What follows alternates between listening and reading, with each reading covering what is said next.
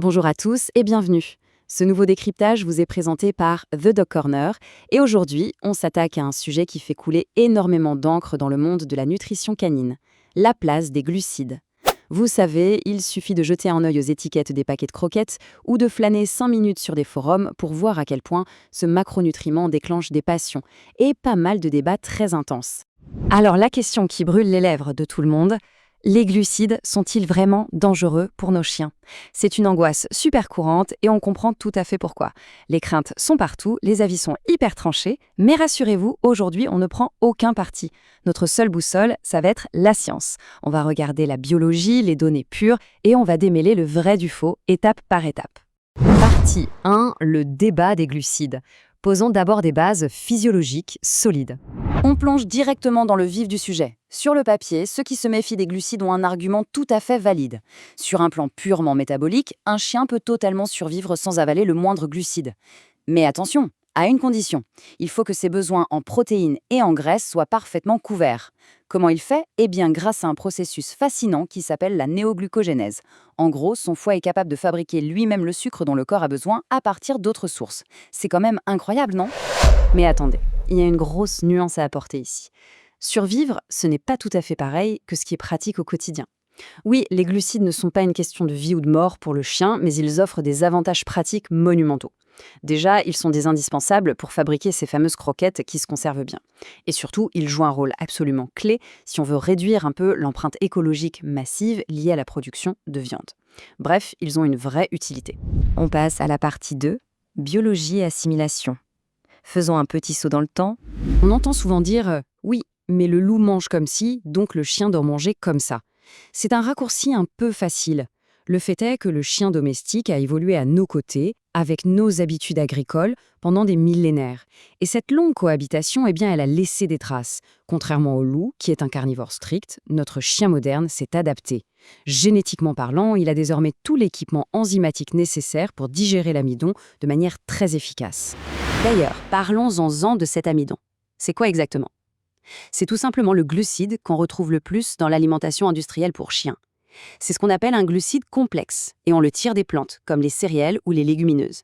Pour faire simple, c'est la pierre angulaire de la fabrication de la quasi-totalité des croquettes sur le marché.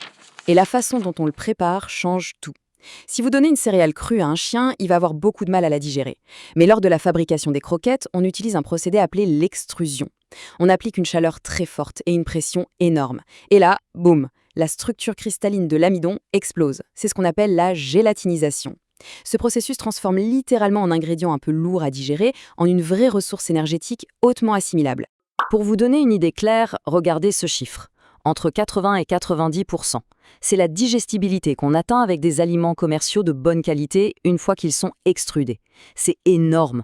Ça veut dire que l'organisme de votre chien arrive à absorber et à utiliser la quasi-totalité de ce qu'il y a dans sa gamelle, y compris ces fameux glucides complexes. Allez, on aborde la partie 3. Les mythes sur la santé, il est temps de séparer les faits scientifiques des rumeurs. On lit souvent que les glucides causent des inflammations généralisées.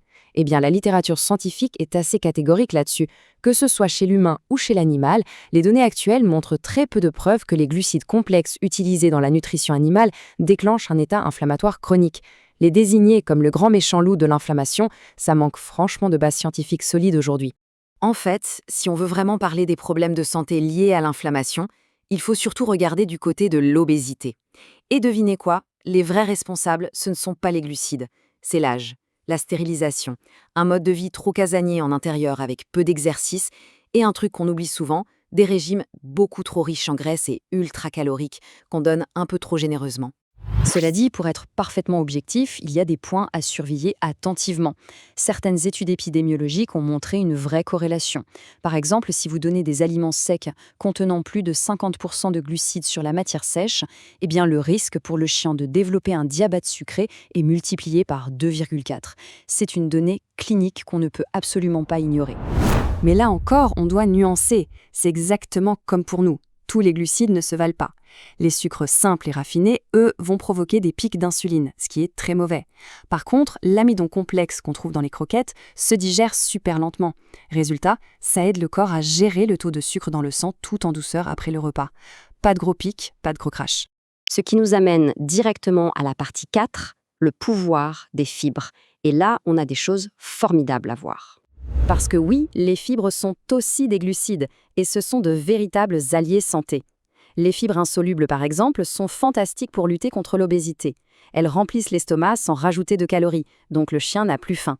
De l'autre côté, les fibres solubles vont ralentir le transit et aider à maintenir ce fameux taux de sucre stable dont on vient de parler. Et la science n'a pas fini de nous surprendre. Des projections hyper intéressantes prévues pour 2026 nous montrent que quand ces fibres végétales fermentent dans le système digestif, elles produisent ce qu'on appelle des acides gras à chaîne courte. L'un d'eux s'appelle le butyrate. Ce petit composé est littéralement vital pour garder la paroi intestinale de votre chien forte et en pleine santé. Et accrochez-vous bien, parce que ça va encore plus loin. L'impact de ces acides gras ne s'arrête pas au ventre. Ils interagissent directement avec ce qu'on appelle l'axe intestin-cerveau. Oui, vous avez bien entendu, ces composés ont des effets profonds sur le système nerveux et le bien-être général du chien. C'est la preuve irréfutable que certains glucides ont des bénéfices physiologiques majeurs sur la santé globale. On termine avec la partie 5, la nutrition du chien sportif, parce que l'effort physique change complètement la donne. L'énergie dont un chien a besoin dépend vraiment de ce qu'il fait. Pour les marathoniens de l'extrême, comme les chiens de traîneau, les graisses sont le carburant ultime, sans aucun doute. Mais si vous demandez à votre chien des efforts intenses et courts, comme des sprints ou de l'agility, alors là, les glucides redeviennent l'atout tactique numéro 1 pour booster la performance. Tenez, regardez cette étude fascinante sur des chiens de pistage. Les chercheurs ont découvert qu'en donnant un repas riche en glucides environ 3 heures avant un gros effort de recherche, le chien mettait 18% de temps en plus avant d'être épuisé. 18% de temps de travail en plus. Sur le terrain, c'est une vraie différence. Autre donnée super intéressante, pendant l'effort lui-même. En donnant un apport très précis de glucides sous forme de maltodextrine avec un peu de protéines, toutes les 30 minutes, on arrive à repousser l'apparition de la fatigue musculaire de 22%. C'est un gain absolument massif pour un chien de travail en pleine action. Alors, avec tout ça, que nous réserve l'avenir d'ici 2026 ? Eh bien, la grande tendance, c'est la personnalisation extrême, grâce à l'ADN, ce qu'on appelle la nutrigénomique. Bientôt, ces grands débats sur les macronutriments, glucides contre graisses, pourraient bien devenir obsolètes. On donnera à chaque chien exactement ce que son propre code génétique réclame pour être au top. C'est fou de se dire à quel point la science de la nutrition avance vite, non ? En tout cas, ça donne vraiment envie de voir la suite. Merci d'avoir suivi cette analyse et gardez l'esprit ouvert pour vos compagnons à quatre pattes.